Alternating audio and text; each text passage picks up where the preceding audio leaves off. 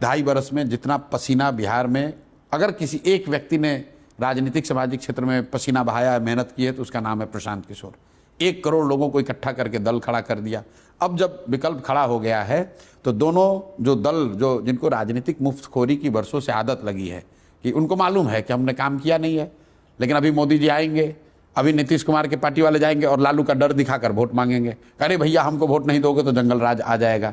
इसी तरह लालू जी को मालूम है कि उन्होंने कुछ नहीं किया है, उनके पास कोई कार्यक्रम नहीं, कुछ काम नहीं, सिर्फ जाकर ये कहना अरे भाई मुसलमानों देख लो, भाजपा फिरका परस्त शक्तियों को रोकना है, सांप्रदायिक शक्तियों को रोकना है, तो हमको वोट दो, नहीं तो भाजपा आ जाएगी।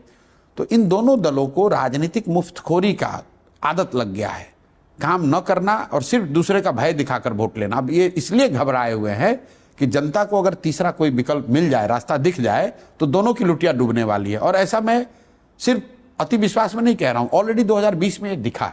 2020 में चिराग पासवान ने बिना किसी तैयारी के चुनाव के 10 दिन पहले कुछ लोगों को इकट्ठा करके 100 सीट पर चुनाव लड़ा दिया।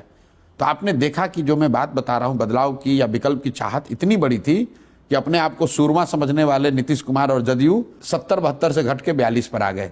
लेकिन उसका दूसरा भी देखिए, साथ में भाजपा वाले भी लड़े, उनका देखिए दशा। लोगों को लगता है कि सिर्फ जदयू की सीट कम हुई, ऐसी बात नहीं है। भाजपा का स्ट्राइक रेट भी 90 से घटकर 60 हो गया, क्योंकि जब पिछली बार नीतीश और भाजपा साथ में लड़े थे 2010 में, तो 101 सीट में भाजपा 91 सीट जीती थी। 2020 में भाजपा 110 सीट लड़ी और 72 सीट जीत कर आए, उसमें चिराग पासवान नहीं लड़ रहे थे। तो अगर 2020 के चुनाव को सिर्फ आप चिराग के एंगल से देखते हैं तो आप बहुत बड़ी भूल कर रहे हैं। मैं 2020 का चुनाव देखता हूं कि जनता एनडीए से ऊब चली है, धीरे धीरे ऊब हो गई है, सुशासन का पोल खुल गया है, लेकिन उस समय वो तेजस्वी को भी, जंगल राज को भी वापस नहीं लाना चाहते हैं, तो इनको नीचे कर दिया, हटाया नहीं। इस बार जब जनसुराज का नया विकल्प उनको दिखेगा तो इन दोनों को, इनको तो हटाएगी और जंगल राज को वापस लाने का तो सवाल ही नहीं पैदा होता।